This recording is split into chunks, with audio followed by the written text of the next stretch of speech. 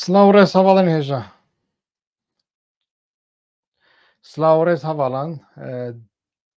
ئەم کاتتان باش ئەوڕۆکە لەسەر بابەتێکی سیر قسە دەکەین ئاڵێن پەکەکە دوکانان دەسووتێنی وەی دەبێژن پەکەکە دوکان شەوتاندنە وەی دەبێژن یەکێتیژی پێڕایە وەی لە سەنگە سەرێ پەروەردە دیتنە ئیدی وەڵڵا مژارێکی خۆشە بە هاوڕێیان بێنە سەرخەت هەواڵان بلا هەنێکی هێژمارە بەژاران زیدەتر بێ و بزانم دەنگ هەیە هەواڵێن کو لە سەرخەتێنە ئەو هاوڕیانەی لێرەن تکای شتێکم بۆ بنووسن ئەگەر دەنگم باشە دەنگ و ڕەنگ هەموو شتێک باشە دەنگ تێ هەواڵێن هێژە شتێک بنووسن دەنگ زۆر باشە سلااو ڕێز هەواڵانی هێژە سلااو ڕێز بینەرێن هێژە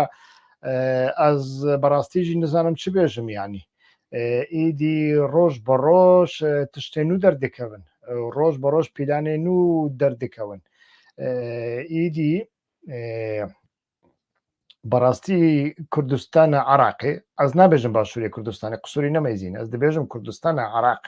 بەشووری کوردستانێک کوردستانە عراقی ئیدی بووە ناوەندە کۆمپلۆیان ناوەندە ئیدی پیلان و کارێن ئیستیخباراتی مخابن ئیدی ئەس وسا ببێژم ئەس باوەڕم ڕاستتر دەبێژم ینی ئیدی نزانن چاوا بکەن داکو هەڵبژارتنێ شوونڤە بخەن نزانن چاوا بکەن داکو و سیستەما میرنشینی بەردەوام بێ ئیدی بەڕاستی تشتێکی دنێ مرۆڤ ببێژێ نەمایە ئیدی 2 ساڵن زێدەترە هەڵبژارتن نایە ئەنجام داین پەرلەمانتۆ شخۆ ئیدی مینە حەبێ سەرئێشێ و 2 ساڵ لەسەر دەرباز دەبن لە شووناک و بەبە دەرمان دەبە زەهیر پەرلەمانتۆژی بوویە زەهیر حکوومەتجی بوویە زەهیر ئیدی نیڤە کوردستانێ خەریکە تێ داگیرکردن و موچە نینە پێشە ڕۆژە هەرێمێ چییە کەس نزانێ دەوێ دەمێدا ئیدی تشتێک و کێم بوو ئەو بوو vێژارێ چوون سینناریوەک چێکردن و پەکەکە دوکانان دەشەوتینە وەڵڵا یەکێتیژی پێڕایە لە سەنگە سەرێ پەروەردە دیتنە لە کفری پەروەردە دیتنە vێجا ئەوژی کێم نەبوو حکوومەتە عراقیژی خستنە ناوێ ینی تشتێری خۆش ئەوە حکوومەتە سوودانیژی خستنە ناو مەسلێ لێ بنەڕن حکوومەتە سوودانیژی بەمەڕای ئەوژی لە لێکۆڵینێ ئامادە بووە ینی هەموو بینەر دەزانن من دەوارێ منطقی دەوارێ عقلیدا دەوارێ کولتوریدا و دەوارێ معریفەیە سیاسیدا دە ساڵێن دومایەدا ڕۆژێن دوماهێدا چاپەمەنیا پەکەکی گەلک ڕخ نەکرد ئەس نەهاژی وان ڕخنیانە دووبارە دکەم ji بۆی چ دووبارە دکەم ji بۆی ku سیاسەتە ڕوبەڕووبووناوان بە پەدەکێرە ئانجی بە دەولەتە تورکیایێرە سیاسەتێکی عەقلانی نابینم یعنی دەناوە نەتەوە پەرستیە و سۆسیالیزم و ماویزم و لینینیزم و ستالینیزم و نزانم چیە دیموکراتیک دە تێن و دچن تشتێکی تەڤلی هەف دەرکەتیە لۆمە من ڕاح نەکرد لێ بەڕاستی تشتێک و نەها پەدەکە دکە نایە قبولکردن بەڕاستی ینی پەدەکە چ نەمانەکە ساڵە نۆتودویە دەماک و حکوومەتە هەرێمی کوردستانی نو ئاوا بوو و ئەو حکوومەت ji بۆی ku ji aliyê Îranê û Tirkiyeyê bê okeykirin ji xwe êdî li meşruîyetekî geriyan Hizbî Demokrat ji xwe teslîm bû ez rastî bêjim teslîm bû yanî dev ji xebatê xwe berda dev ji sengerên xwe li Kurdistana Îranê berda ew çiya û sengerên destê wî dabûn hemû dev jî berda hatin Kurdistana Iraqê û li koy sincaqê gendal kirin tasfiye kirin û niha li koyê jî nemane ji bo pekeke ew yek qebûl nekir gotin ho pekeke rêkê nada لۆجستیک و ئەرزاق و ئازوقە لە تورکیا بێتە کوردستانە عراقێ و ئاپۆ لە مووسڵەیە وانە بەعسینە بە حکوومەتە بەعسرا کار دکەن و ئاپۆ نەوێ دەمێ نەهاژی تێدابە قەت عراق نەدیتە مووسڵژی قەت نەدیتە ئیدی شەڕێکی نافخۆی ئاواکردن و گەلک ئەحمەقژی وێ دەمێ باوەڕی پێکردن ینی مخابن نەها باوەڕ ناکەم کەسێکی وسە باوەڕێ بەوان بکە ببورین گرین سکرین لە پشت منە جارنا دەبک و دیمان هەنێکی ڕەش و سپی بە نەها ئەس باوەڕ ناکەم کەسێک باوەڕێ بەوان بکە لێ کام لێ بنەڕن سیناریۆیوانی مەهێن بهورتی ساڵێن بهورتی چاوا بوون یعنی بەریا ڕێفراندۆمێدا سیناریۆیەکی دنێ چێکردن گوتن نەوشیروان مستەفا خواستیا بالیۆز و کۆنسۆلۆسێن وڵاتی بیانی لە هەولێرێ بتەقینێ لۆ ماژی ئیدی محکەمە ژێرا دەرخستن و نەوشیروان مستەفا لەسەر مرنێ بوو کانسێراوی هەبووشخوا ئێدی مەجبورکردن کوردستان هێلا نەدزانی چاوا بکە لە ترسێ محکەمێ ئاژی ji ترسێ نەخۆشییا خۆچ و بەریتانیایە و ئیدی داوێژی چەند ڕۆژ بەریاک و بمرێ مخاون ڤەگەریا کوردستانێ و لە ماڵا خۆ لە سلێمانیە مر داوید و دەرکەت ئەو تەنێ ji بۆی وەیەکی دەرخستنە ji بۆی ku نەوشیروان مستەفا لە پێشیا ڕیفراندۆ ماوان ئاستەنگیان چێ نەکە نەت شتێکی دنێ بوو نەت شتێکی دنێ بوو گەلک سیناریۆ نووسا بێمەعنا و بەوی ڕەنگی حتا نەها ئاواکردنە ینی من فام نەکرد پەکەکە کەماسیان دکا خەلەتیان دکا ئینسانیانژی دکوژێ ئینسانی خۆشی دکوژێ گەلک جارنا دوژمن ژێ دبە دۆست ژێ دەبن دوژمن لێ چاوە دوکانان بشەوتینە یعنی ئەو تشتێکی پڕپڕ بێ منتەقە ئەس ناکەوم سەرێ مژارێ ئەس دەخوازم بەرەڤاژی چاپەمەنیان لە سەرڤەیەکی ئانالیز بکەم ینی ئارمانج دەوردا چییە لە گۆڕی من ئارمانج دەوردا تەنێ ئەوەکو هەڵبژارتن نەوێ ئەنجامدای یعنی دەوڵەتە تورکیا جاردن ژ ڕۆژ ئاڤایە باتوفا و لە هەرێما بەهدینیان ئیدی لە پشتی دهۆکێ پڕ چالاک بووە 300 تانک چەند هزار عسکەر قڕوجی ئانینە هەرێمێ سەیتەڕە و خاڵێن پشکنینێ دینانە و ئەگەر کو ئەوژی بێتە سەر ینی پەکەکە دوکان شەوتاندنە و ئەو پەروەەردە لە دەف یەکێتیە دیتنە یعنی یەکەتیژی دەناودایە وێ دەمێ شەڕێکی سار ئانجی شەڕێکی گەرم ئانجی وەک لە باشووری کوردستانی دەبێژن قونە شەڕێک دەناوبەرە پەکێکێ و یەکێتیە و پارتیە دەرکەوێ یانژی کەش و هەوایەکی شەڕ و پرۆپاگەندا هەبە تەکی لێوان خرابن پرۆپاگەندا هەبن هەڵبژاردن نەوێ ئەنجامداین تشتێک و پەدەکە دەخوازە ئەوە ئەس باوەڕم یەکێتیش دەخوازە یعنی تو هێز ناخوازن هەڵبژاردن بێکردن تو هێز لە ڕۆژهەڵاتە ناوین دیموکراتیک نینە حیزبێ ڕۆژهەڵاتە ناوین حیزبێ شەهیدانن حیزبێ خوێنینە مە شەهیددانە مە خوێندایە و دەخوازن خوێن بدەن و دەخوازن ئینسانێوان بێن کوشتن ji بۆی چ ji بۆی ku demê pêş devê rexnegiran bigrin û bêjin bênamûz şerefsiz em partiya şehîdanin me xwêndaye tu çawa me rexne dikî ew pirsgirêke herî mezin ya partiyan Rojhilatê Navîn ku partiya şehîdan partiya xwînê ne û partiya xwînê hem li pêşiya rexne dibe asteng hem li pêşiya pêşketinê dibe asteng hem li pêşiya guhortinê dibe asteng eger ew partî çi qasî pêşketî jî bê pekeke jî de navde ew ne tenê yekêtî û pedeke pekeke jî de navde ji hemiyan zêtir partiya şehîdan e partiya xwînê ye ew pirsgirêkekî pir mezin e ew mantiqa kusa çêdike ku tu caran guhortin çênebin lê ji bo ku li welatekî de sermaye pêş bikeve pêwîstiyata be dewletekî hiqûqî heye dewletekî yasayî heye pêwîstiyata be nûnerayetiyekê heye yanî parleman hikûmet û pêwîstiyata be şefafiyetê heye û pêwîstiyata be wê yekê heye ku hemî biryar de destê 4-5 kesan da nebin de destê dînekî da nebin ku ew dîn ڕۆیەکی ئیدی شەڕ ئاوا بکە، ڕۆیەکی ئیدی کەسێکی بکێ جاش، ڕۆیەکی ئیدی کەسێکی بکێ مەلایکەت، ڕۆیەکی ڕیفراندۆمێ چێ بکە، ڕۆیەکی سەرۆکێ پەرلەمانی باوێژە دەربە، گەرەک دەدەستێ یەکی وسادا نەبە. ئارمان ژە دیموکراسیە لیبرالیزم تەنێ ئەوە نە دیموکراسیە لێ ji بۆی ku şefafiyet hebe ji بۆی ku sermayedarî لە جێیەکیدا بکارە بە خەواندنێ بکە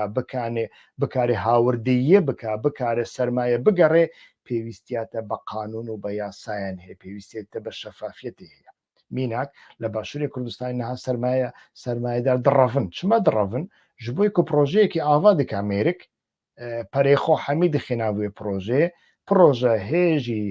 نیڤیاوی دەست پێ کردە ئێدی بەرپرسیاری هەردوو پارتیان دەچن لیستەیەکی ددەنوی 45 نافتێدا هەنا ژڤ 45 ناوانە گەرەک تو یەک دوو کەسان هەڵبژێری بکەی شریکەی خۆ هەگەر کو تو نەکەی شریکە خۆ ئەم نایلن تو کار بکەی ئێدێ پەرەژی چوو پرۆژەژی چوو من چەند پرۆژە دیتن بەریا دوومەهان لە کوردستانی بە تایبەتیژی پرۆژەیە ئاوێ پرۆژەیە ئاوێ پرۆژەیە بەنداوان پرۆژەیە خانیان پرۆژەیە جادیان پرۆژەیە نەخۆشخانەیان پرۆژەیە مەکتەبان ئیدی مەدیتن دەوەیەکیدا ئەوە ئێنەها لە عێراقیدا دوو تشتەنە وەک هەرجیەکی بیرۆکراسیە دەوڵەتێ هەیە و حکوومەت و ئیستیخباراتێ بیرۆکراسیە دەوڵەتێ لە گۆڕی بیرۆکراسیە دەمەشە دەوێ هەڵبژاردن دەوەختی خۆدا بێکردن و بیرۆکراسی بەردەوام سەرمایە دەخوازە و استراتیژیکتر دەفکرێ حکوومەت و ئالیان ئیستیخباراتی ڕۆژانە دەفکرن بلا ئەس فلان دەوڵەتی فلان حیزبی فلان ئالیە ژ خۆ عاجز نەکەم ji بۆی و هەگەر کو ژ خۆ عاجز بکەم بە تایبەتی لە وڵاتێکی وەکی عراقیدا و هافسەنگی دەناوبەرا شیعی و کوردی و سونیاندا هەنا هەگەر کو تکیلی خۆ هەمیان ئیدارە نەکەم ئەس نەکارم دەدەمێ پێشدا جارێکی دن پێم هەڵبژاردن دەنگی خۆ نادەن من حکوومەتێ چێ ناکەن لۆماژی حکوومەتە عراقی ینی سوودانی و سازیە ئستیخباراتی وسە دەفکرن ینی سیاسەتە کیوانی زیاتر ڕۆژانەیی هەیە مەجبورن تورکیا ئیدارە بکەن مەجبورن پەدەکی ئیدارە بکەن ئیدی بەوی ڕەنگیژی دکەن لە بیرۆکراسیە عراقی یەک ژوانەژی سازیە بلند یا هەڵبژاردنە عراقی لە سەروەیەکی مکڕێک و هەڵبژاردن بێکردن و گەرەک کۆمیسیۆنە عراقێ سەرپەرشتیە ئیدارەیە هەڵبژاردنێ بکە و بە تەکنیکێ نو و بە کارتێ نیشتیمانی و لە گۆری بایۆمەتری بێ دەوردا سەختەکاری پڕ زەحمەت دەبە پڕ زەحمەت دەبە سەختەکاری نەبێ ئارتێشە ڕۆژ چوا دەنگ بدە هێزن هەفتێ و هەشتێ ملیسن هێزن هەفتێ و هەشتێ چوا دەنگ بدەن ئەو قاسی قوڕوجێن باکووری و ڕۆژهەڵاتی و سووریایی چوا دەنگ بدەن پەدەکەویەنەکی ئێوێ دەمێ پەدەکەویەنەکە دەچن لۆمە لەوەیەکی دەترسن یعنی ئەس نابێژم پەدەکەویەنەکە بچن کوردستانە عراقی دەبە شامی شەریف یەک و تێنشوناوان منتیقا پەدەکەویەنەکە دەرباز نەکردە کیژە ژوان منتیقا یەکێتی و پەدەکەی دەرباز کردە یعنی کیژان ژوان نەکەتێ ناو ڕێفراندۆمێ کیژان ژوان ئیدی سیاسەتە تائیفی و سیاسەتە نەژاد پەرستی بەڕێوە نابە هەمی بەڕێوە دەبن لۆماژی یعنی ئەو ناکەم هێویەکی وسە ناکەم لێ دیسانژی ژ بوویوان ژ بووی سیاسەتا پارتیان هەڵبژاردن گەرەک ببێ لێگەرەك بەدرێم بێ لێگەرەك ئەز یەکەمین بم ئەس سەرکەتی بم هەڵبژاردن ڕۆژهڵاتە ناوین وسەیە سەددامژی هەڵبژاردن دەکرد لێ دکۆ هەمی کەس گەرەک بێ جادێ بێژە بێڕۆح بێدام نفدێک یا سەددام یعنی بەجیان بخوێن ئەم تەرەنە ئەی سەرۆک ئەی سەددام حافز ئەسەدژی وسا دەکە بە شەڕژی وسا دەکە هەڵبژاردنێ وانژی وسا هەڵبژاردن ئێمە هەنێکی حیلەتی دەنا هەڵبژاردن کاغەدەکی دەخەن ناو قوتێکی لێ دە ئەنجامێدا وسا دەرناکەدە هەن من هەنێک ئانالیزێن کوردێن حرەکەتە باکوور گۆدارکردن یعنی هەنێکی بە ئاوایەکی نەزانی بەژی دکەون ناو نەژاد پەرستیە یعنی وا جودابوونانە دەناوبەرە بیرۆکراسیە دەوڵەتێکی و دەناوبەرە حکوومەت و ئیستیخباراتی دەوڵەتێکیدا نابینە کاکێ من ئانالیز لەسەر بنگەها نەژادی نایەکردن عراقن ڕەنگێوان قەهوەیە بۆرە ڕەشکن ئیدی عەرەبن هەموویش خۆ دژمنێ کوردانن حرتش چوو وێ دەمێ چ حەوجێ ئانالیزێ دیکە نابە و کورژی هەمی باشن نابە یعنی پیلانە کوونەها ئیرۆ سبێ هاتیە ئاشکراکردن ژالیە پەدەکێ و وەزارەتە نافخۆیە عراقێژی خاپاندنە و خستنە نافخۆ ئانژی بەخۆشیە خۆ هاتنە ئەو تشتێکی دنیا ئەس لە سەرڤەیەکی تشتێکی نابێژە ئەو تشتەکە تەنی حکوومەتە عراقی ئەو کردە من سێ تەلەفۆن بە بەغدای ڕاچێکردن نەها دەناوە وەزارەتە نافخۆی و بیرۆکراسی عراقیدا نەها لە سەرڤەیەکی ململانەی هەیە یعنی گوت و بێش چێبووە گوتنەوە وە چۆوە تشتێکی وساکریە وە چۆوە تشتێکی وساکری یەکێتیجی وەخستی ناودە یەکێتیجی وەخستێت وەکردێت تێرۆریست تشتێکی وسا چۆوە چێ دەبە یعنی ئەف نیشانێ وەیەکێ دەدا و ئیستیخبارات وەز حکوومەت دەناودای لێ بیرۆکراسی وسا نافکرێ لۆما نرخاندنێن وە گەرەک نرخاندنێن نەژادی نەبن نەژاد پەرستینە ئەف نەژاد پەرستیە ئەف نرخاندنێکی نەڕاستە هەوڵە نێژە نەوسایە لە هەر وڵاتەکەیدا بەرژەوەندیان جودا هەنا لە ناو هەر میلەتێکیدا بەرژەوەندیان جودا هەنا لە ناو هەر نەتەوەیەکیدا بەرژەوەندیان جودا هەنا یەک نەتەو یەک بەرژەوەندیەوی نابە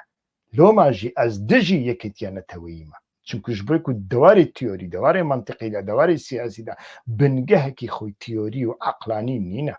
یعنی بەرژەوەندیەمە کەی وەک هەڤن بەرژەوەندیەمە دژی هەڤن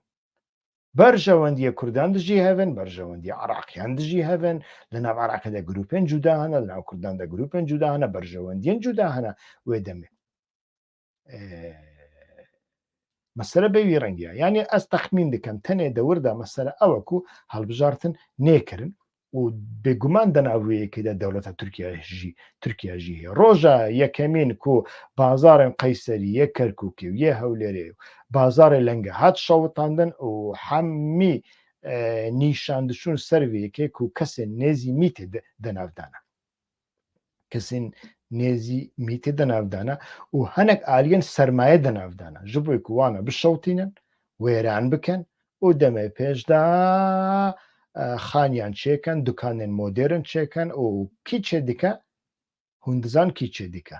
و وێ دەمێ ئەو کەسێ فەقیر و هەژار ئێک و دوکانێکی وان هەبوو بە پەرەیەکی زێتر بە کرەیەکی زێدەتر دوکان بدەن وانە کەنگێژی بخوازن وانە دەربخن و دە هەمان دەمێدا فۆلکلۆرە میلەتێکی ژە هۆڵێ ڕابکەن فۆلکلۆرە قەیسەری فۆلکلۆرە بازارە لەنگە کو بە سەدان هەزار سارە ئەو فۆلکلۆر لە ڕۆژهەڵاتە ناوین هەیە فۆلکلۆرە ئەربائیلۆ لە ناو ببن فۆلکلۆرە هەولێریان لە ناو ببن بە هاوڕاژیانێ لە ناوە هەولێریدا لە ژەهۆلێ ڕاکن یان ئارماش دەورداوە سەرمایە وە قازی تشتێکی پیسە دەوردە دەوەیەکێ دەناوەیەکەدا بێگومان دەوڵەتە تورکیاژی هەیە سەرمایەیە بەڕەدایی یا کوردانژی هەیە احتیمالە دەناوێداژی سەرمایەیە عەرەبانژی هەبە ji بۆی ku pedekevyenekê di 30 salên domayê de Çînê nawerast ji holê rakirine birçîkirine Çînê nawerast nemaye Çînê jor Çînê jêr maye jêr pir feqîr e jor pir zengîn e ji bo ku Çînê nawerast jî nebe bajar nabe li bajarekî de ji bo îdarekirina bajar pêwîstiya te be çi ye pêwîstiya te be Çînê nawerast heye dukana ڕێستۆرانتە توۆریزمە ئەو حتا داویە ئێوانە نەبوون کی دیکە سەرمایەدارێن کەنداوێتێن وانە ئاوا دکەن یعنی چینێ ژۆر سەرمایە بەخۆ چینێ ناوەڕاست ئاوا دەکا و گرێداییە ویە یعنی لۆماژی احتیمالە دەوەیەکدا سەرمایە بەگشتی هەبێ خۆ سەرمایە نەژادێوی نینە کورد و عەرەب و تورک نینە تێدا ئیرۆ پەکەکەژی خستن ناودا پەکەکە چما خستن ناودا یەکێتی چما خستن ناودا ji بۆی ku احتیمالێکی هەری مەزن ئەوە ku هەڵبژارتن نەوێ کرد ku خزبوون مەها دەهێ گەرەک بوو ئەو ژی یعنی divê ew jî nêkirin armancê wan ew e diwirte tiştekî din nîne niha li herêmê rewşekî bêyî rengî heye êdî divê analîz jî li gorî wê bên kirin berastî niha tu ji her kesekî bipirse ku dukanê wî şewitandiye bêje tu bawer dikî pekekê dukanê te şewitan dibe ez bawer nakim yek beşer jî ji dil bi wê yekê bawer bike wek min got pekeke xeletiyên pir mezin kirine û niha jî dikî lê dukan şewitandin mumkin nîne tiştekî wisa bike berjewendiya wî têda nîne çi berjewendiya wî têda heye û pekeke çawa dikare bigêje dukanan baş e hûn sê çar meha çima sekinîne çima niha we ew derxist ê baş e we berê gava ku Serdeş Osman rojnamevan Serdeş Osman li zanîngehê hat revandin we negot êdî terorîstên Elqaîde ew revandiye çi pirsgirêka Serdeş Osman jî bi terorîstên Elqaîde re nebûn yani Serdeş Osman beriya ku bê revandin şeirek nivîsandibû û gotibû heger ku ez zavayê serok bam ez jî zengîn dibûm ez jî wisa dibûm yani xwastiye derêka vê şeirê de mesajekî siyasî bigîne ku derdorê serok jiyana wan pir xweş e û însanê ku derdorê serok dîne jiyana wan pir xirab e ji bo wê yekê êdî şerefa wanî feodalî şikest bû Serdeş Osman wenda kir û piştre jî gotin Elqaîde biriye piştre çûn yekêk dîtin kirine etirafçî û anî ser televizyonê jî got wela em îslamî ne em rêxistinekî îslamî radîkal in me Serdeş Osman kuştiye û gotin bavê wî were dewayê li ser veke bavê wî got wellahî ez min niha parça parça jî bikin ez dewa li ser wê kur kêfa nakim hûn direwan dikin hûn sextekariyê dikin yani kîjan bûyer we sînaryo çê nekiriye ji her du aliyan dibêjim aliyê ketiyê jî aliyê pedekê jî dev ji we tiştane berdin kes baweriyê xwe bi wan nake êdî dev ji we tiştane berdin û ev yek mekin meseleyekî şerê navxweyî wan e û dîsan jî recayên dikim ji hevalên me bakurî dev ji wê teoriyê berdin yani Kurdistana Iraqê xira dibe Kurdistan ji dest dişe kako Kurdistan ji dest biçe ji bo pedekê û yekêtiyê nexeme qet nexeme berastî ew zêtir zengîn dibin ew zêtir bihêz dibin dema referandumê wisa nebû we negot êdî Kurdistan ji dest dişe pedeke zeyîf dibe pedeke ka zeyîf bû zêtir zengîn bû sala 1974 pereya pedekê yani di nava du kewaneyan de dibêjim pareya şorşê ku ez nav lê nakim şorş ji bo ku Kurdan qet şorş nekirine li Iraqê jî şorş nebûye yek şorş hebiye şorşa Ebdulkerîm Qasîm bûye 1958 ew tenê şorş e û li hemberî vê şorşê jî Kurd rabûn ser pêya li hemberî vê şorşê sekinîn yani Kurd bûne antî şorş dijî şorş û li encamê de hikûmeta Ebdulkerîm Qasîm xistin û di encamê de dîsa vê carê kî hat serdesalatê Bersî û erebên şovînîst anîn serdesalatê yani heger ku Kurd ew serhildan çê nekiriban ku nav lêkirina şorşa Gulan Ebdulkerîm Qasîm zêrek bû ji bo Iraqê ji bo Kurdan ji bo Ereban ji bo Şiyeyan ji bo Sunniyan heta niha jî pirdê ku em li ser dimeşin xesteya ku millet diçiye têde derman dibe û tedawî dibe xeste û pir û cadên serdema Ebdulkerîm Qasîm in ji bîr nekin yani heta niha jî çi pê kirin gava ku girtin û e'dam kirin gotin çi qas perê te li bankê de heye destbirberîka xwe 3 dînar derxistin tenê got hemû serwet û samanê min ew 3 dînarê ye 3 dînarê wî hebûn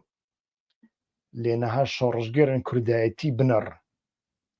li çawa cizîrê nemaye nekirin li Emerîka erd nemaye nekirin li Brîtanya qesr û qemerin nemaye nekirin ê gava ku Kurdistan xira bibe ew zengîn dibin sala 1974 gava ku ajbetal çêbûy an jî ku ew dibêjin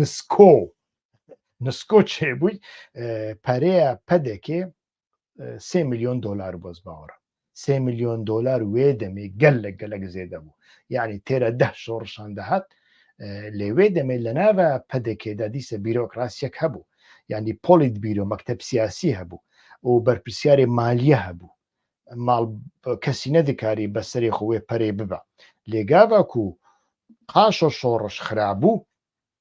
ئەو پەرە بە حەسانی برن ئەمریکایە لە ئەمریکایێرا بە عەرەبێن سونیەن شۆڤێنیسترا بازرگانی پێکردن وەلێنەڕی و پشتیژی دەداویە 1970 دیسا ڤەگەرگان کوردستانی vێژاری بە ئیرانی ڕائیتیفاکردن لە هەمبەری عراق چۆن چۆمان و حاجی عۆمران ڕزگار کردن ji بۆی ئیرانی عراقژی ئیدی دیم بوو نزانی چ بکە هەنێک بارزانیان فەقیر و فەقەڕا هەبوون ڕەوی بوون ji بۆی مەسەلەی عەشائیرین دەناوبەرە خوڕشیدیان و ماڵباتە مەلا مستەفادا شەڕ هەبوو خوڕشیدی هەمی ڕەوی بوون چوو بوونە هەولێرێ ji بۆی کو نەدەخواستن تەریقەت تەسلیمی طریقەتا خوڕشیدیان نەقشبەندی تەسلیمی ماڵباتە بارزانی بکەن دەگوتن طریقەت جودایە و سیاست جودایە هەمی ڕەڤین ji بارزان هەمی چوو بوون دەشتی هەولێرێ لە هەولێرێ ئێدی خانی ومانی و بە کەوران و بە تەنەکەیان خۆرا ئاواکرد بوون لە ژیانێکی پڕ فەقیردا دەژین و کە گاواک و پەدەکێ و کەت پێشیا پازدارێن ئیرانی چۆمان و حاجی عومران ڕزگار کرد ji بۆی پازدارێن ئیرانێ سەددام دین بوو کەسێک نەکە دەستەوی ئەنفال بکە چوو ئەو بارزانیان لە هەولێرێک و ژبەر شەڕێ عەشائیری ڕەڤیانە خوڕشیدی بارزانیە خوڕشیدی هەمی گرتن و زەڵامێوان هەمی خستن بن قوم و چەگرێ لە باشووری عراقێ و ژنکێوان هەمی کردن فاحیشە تەفام کرد پشتی ڕیفراندۆمیژی عینەن و سابوو ساڵە 1970 وسا بوو هەشتێ کورد هاتن ئەنفالکردن کورد هاتن کوشتن 1970 کورد کوپرانی کوردێک گەرمیان بوون هاتن ئەنفالکردن وەنداکردن 4,000 گوند هاتن شەوەتاندن ji خۆ بەری وێ 8,000 بارزانیان خوڕشیدی ئێک و ji ber ماڵباتێ ڕەڤیا بوون چوو بوون هەولێرێ هاتبوون قەتل عامکردن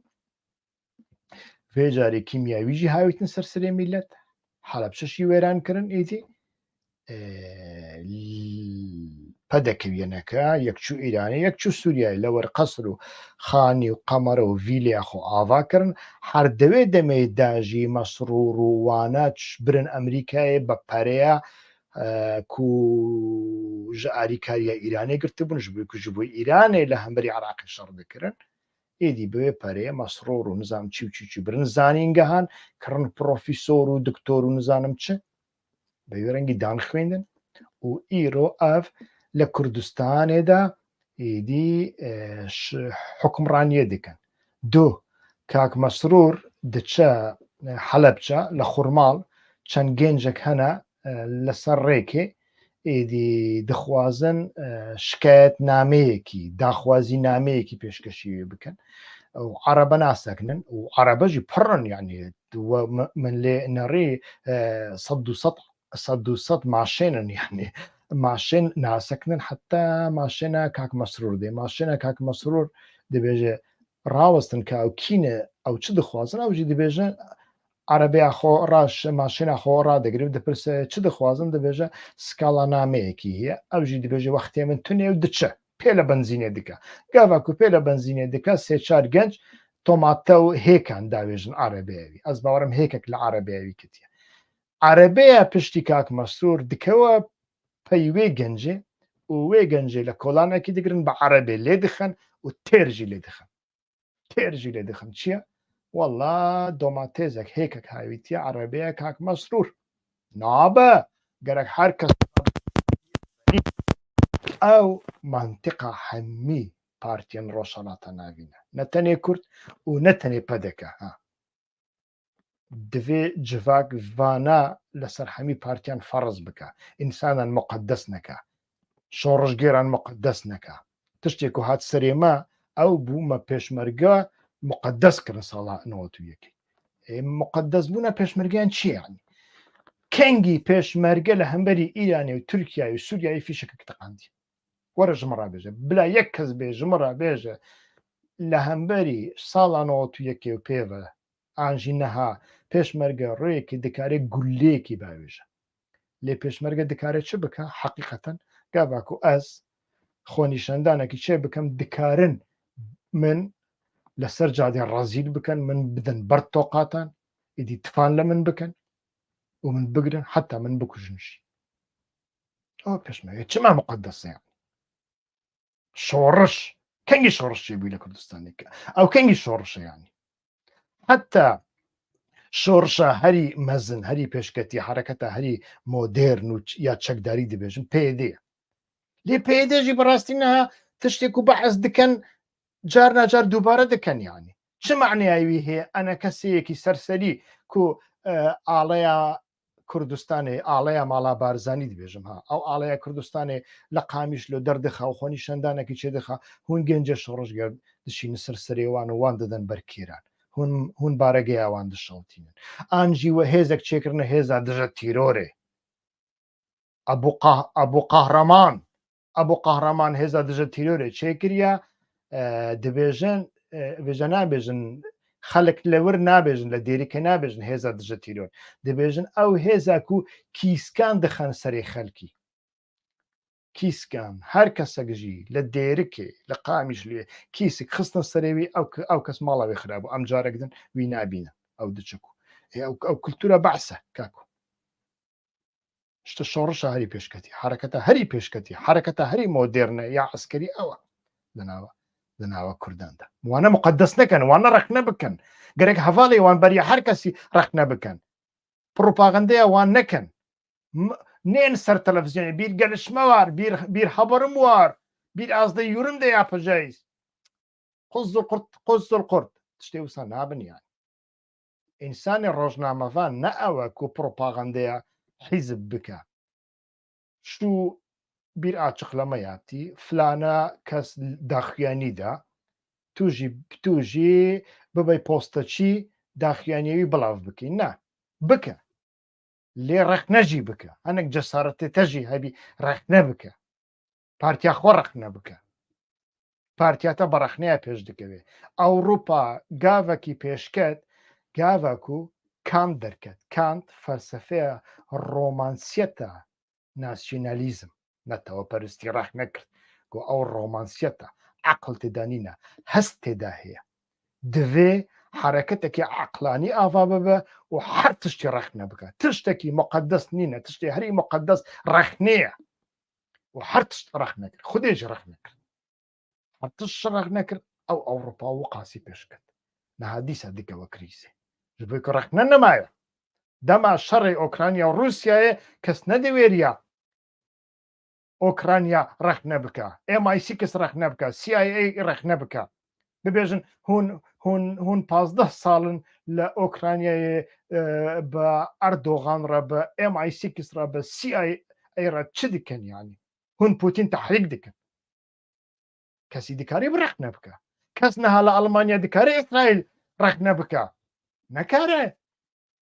ji rexnêya dûr ketiya Ewropa loma jî hemû rojê li hilbijartinê dixesirînin didorînin rastçiyên nejatperistên serdeshilatdariyê ev yek pir giring e di nava partiyan de ew pêşkeve tu pedeke dibe tu pekeke dibe tu yekêtî dibe tu wî bike bizane partiya te çawa pêş dikeve bizane نەتەو چوا پێش دەکەوێت حتا نەتەو ئازاد نەبە سربەخۆ نەبە عاقڵ نەبە ژ ڕۆمانسیەتە نەتەوە پەرستیە ڕزگار نەبە حەزار دەولەتجی بدەیە ئەو دەولەت تەنێ وەک کاک مەسرور دکا کاک مەسرور دۆ لە خورماڵ چ کرد وی دکاتەنێ گەنجێک هێکێک هاویتی عەرەبیاوی بە عەرەبەیەکی دنێت چوویە کەتیە پەیوێ لە کۆڵانەکەی ئەو گرتیە بە عەرەبێ لێ خستنە و پشت ڕاژی تێر لێدانە میلەت ژن و زارۆک چوونە ژنە و دەستی پێشمەرگیان دەرئانینە دەولەتێکی وە چێ ببە وسا دەبێ ئەو دەولەت چیە یعنی برا دەوڵەتە ئەردۆغان ببینێت چێترێ یعنی برا دەوڵەتە خامینەیی و خامینەیی ببینێ چێترە عەینی یعنی عینیە لۆمە کورد دەوێت دەستپێکی ئازاد ببە تو دەستپێکی خۆ ئازاد بکە تو دەستپێکی خۆ تژی معریفە بکە خۆ تژی ویژدان بکە خۆ بە ئەخلاق بکە و هەنێک خۆ بە جەسارەت بکە و بلا پارتێک نەکارێ بە ناوێ ڕیفراندۆم و شۆڕژگەری و مقدس و شەڕ و پێشمەرگە و گەری لەو فا مێژیەتە بجەمدینێ بخێنا و دیفریزێ وێ دەمێ هەگەر پێویست بوو دەوڵەتێکی چێکە کتیژی دەوڵەتەیە نا هەنێک کورد پەیدا بوونە دەوڵەت کا دەوڵەت کا دەوڵەت کورد دەوڵەتی کورد دەوڵەتی یا ئەحمەق تو چ کورد دەوڵەتی دکەیان کورد دەوڵەتێکی تەی وسا هەبە چییە نەبە چییە بە حەزاران دەوڵەتێن وسا بەڕەداییانە چ پێ دکەی ئەرمەنستان دەوڵەتە چۆ ڕەزیل بووە ژمە هەمیانژی مۆدێرنترە ئێ باشە نەوشیروان مستەفا حتا مرژی نانەک نەدزی بەخۆ دەچوو پەتاتێز و تەماتێز لە دوکانان دەکڕین شەهید ئارام ئینسانێکی وەقاسی مەزن بوو مەزلوم دۆغانێک بوو جەلال تاڵەبانیژی یعنی وەقاسی ئەو نەبوو حتا 10 ساڵین دوماهیەدا یعنی ئینسانێکی ڕەوشەمبیر بوو فەکری بوو لەناوە پەدەکێداژی ئینسانی وسا هەبوون یعنی لێ دەوڵەتاوان چ پێ هات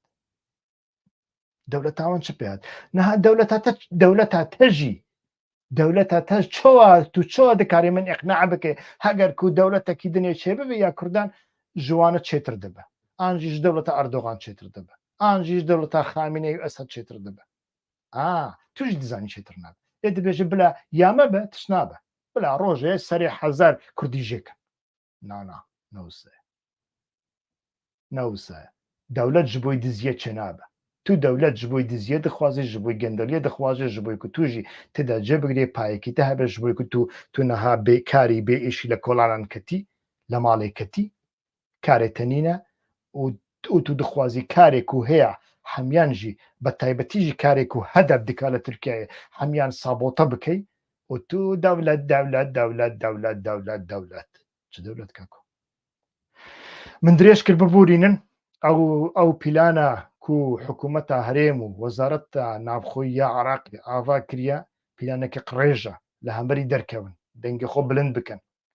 دەنگی خۆ بلند بکەن بە ئاوایەکی ئازاد نەشەرتە هون ئالیگرێ پەدەکێ بن ئان پەکەکێ و یەکێتیە بن لێ ئەو درەوە ئەو ناحەقیە هەگەر کو حەق باە بەریە هەر کەسی من ڕەخنە دکرد لێو درەوە ئەو نەڕاستە و ئارمانج دەورداژی ناوە دەستکەفتیە کوردان بن پێ بکەن ئاژی پەکەکێت تونە بکەن وەک چاپەمەنیە با کوورد بێژ نەخیر ئارمانج دەوردا هەنێک پیلانێن سینسی هەنە هەنێک پیلانێن دوور و درێژ و پڕپیس هەنە یەک ژوانەژی لە دارنەخستنا هەڵبژاردنیە ji بۆی و هەم ji بۆی حکوومەتە سوودانی هەم ji بۆی ئیرانیە هەم ji بۆی تورکایە باشترە هەڵبژاردن نەبە و لە شوونە حکوومەتێکی مەشروع پارلەمانتەر و حکوومەتێکی بەهێز کۆ حەمی ئالی تێدا هەنە حکوومەتێکی میرنشینی عەشائیری هەبە دوو پارتی دوو ئارتێش دوو کوردستان و یەک بە یەک بچن بەغدایە ئەو لە بەغدایە دژی پەدەکێ بەئاخفێ ئەوێ دنێژی لە بەغدایە دژی بافێڵ بەئاخفێ و هەردووجی سەرێ خۆ بتەوێنن ji بۆی سوودانی ئەو ji بۆی سوودانی کارێکی پڕ باش ئیدی سوودانی ماڵەوە خرا دکا و وانە ڤەدیگەڕینە بەغدایە ڤەدیگەڕینە هەولێر سلێمانی ئارمانج ئەوە هەڵبژاردن لێکردن لۆمە divê هەڵبژاردن پێکردن زەختێ بکەن و هەڵبژاردن بێکردن چ دەبە بلا ببە ئەس دزانم ئەوێن کو بەشداری تێدا دەکەن جودابوونێکی وانژی پڕ منتیقی و کوور نینە مەسەلەن یەکگرتوویە کۆمەڵی دادگەری ئیسلامی عەلی باپیر جودابوو ناوی چییە بە حیزبوڵڵا و بە هودا پاڕە ji خوا لە هەڵبژاردنە بەرێدا ئیدی گوتن سلاحەدین دەمیرتاش دژی مسلمانانە سلاحەدین دەمیرتاش دژی مسلمانی کووردە پارتێکی پێشکەتی لە تورکیا لە کورد لە ناو کوردێن تورکیا ئاوا بوو یەهودا پار و سلاحەدین دەمیرتاش دە شەڕێ کوبانێدا خواست وێ پارتیە تونە بکە وێ پارتیە لە ژەهۆلێ ڕاکە ئەی ئەحمەق ئالیگرێن سلاحەدین دەمیرتاش 36 کەس هاتن شەهید کرد هون چوون بناوێ خێرێ بەناوێ سەداقەتێ خۆنیشاندانێن ji بۆی کوبانê provaqe kir û hûn bi destên dewletê cardin hatine avakirin navêwekerî Hûdapar. Xudapar par yani alternatîfê hîzba Huda jî Xuda yani Hizbullahê berê Hizbullahê berê ê ku herî kêm 2000 Kurdê Musulman kuştin ji bo ku beya nedan we mîna Daişê çend mela li Diyarbekirê kuştin melayê mizgeftên Kurd li Diyarbekirê kuştin ji bo ku nedihêjt hûn li camiyan de civînan çê bikin terorê bikin û çapemeniya Elî Bapîr ku car nacar ji bo kenekê jî tên dawet kirin ji bo Brukselê çapemenî got partiyekî pir pêşketî avabûyê Hûdapar Hûdaparê hevpeymanê Dewletbaxçilî Erdogan Newşîra Mistefa Mir tedbîrê wê wernegirtin ew pereya wî ew erzê benavê wî diçe ku çû berîka kurê wî du fabrîqa ava kirine li Silêmaniyê ji bo ku fabrîqeyê te hebe sermayeyê te hebe gerek tu beyeneke pedekê re li hev bikey opozîsyon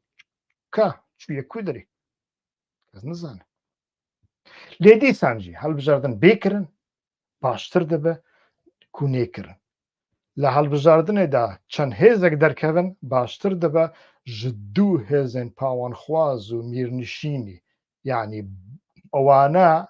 wana ne partiyên modern wana berdewamiya qadirî û neqişbendiyan in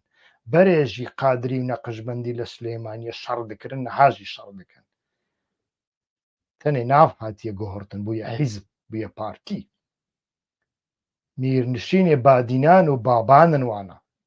berdewamiya mîrnişînê baban û ewan hezar car jî nav li xwe bikin hîzb polîtbîroya wan jî hebe ew hêjî mîrnişîn ew hêjî terîqet ew bêguhirtin çêtir dibe hêdî ev dibe û mirov li ser vê bingehê dikare opozîsyon jî rexne bike min gelek dirêj kir ji wê zêdetir dirêj nakim serkeftinê ji we re dixwazim kesên ku heta niha beşdarî kirine spasiya wan yek bêg dikim li kerema xwe hewl bidin layîk bikin komentan binivîsin bibin abona bibin subscribe û kanala me bi dost û hevalên xwe bidin nasandin heger ku mîletek azad be bi cesaret be bi aqil be ji nexweşiya mezhebçîtî û neteweperistî û hîzbçîtiyê û malbatçîtiyê û terîqetgerayiyê rizgar bibe ew netew dikare hemî pîlanên qirêj bin pê bike kak Mesrûr sînaryoyek ku te çêkiriye ser nakeve sînaryoya Serdeş Osman çi qasî me bawerî pê kir em wê qasî baweriyê bi sînaryoya te dikin noqte. Slav reis.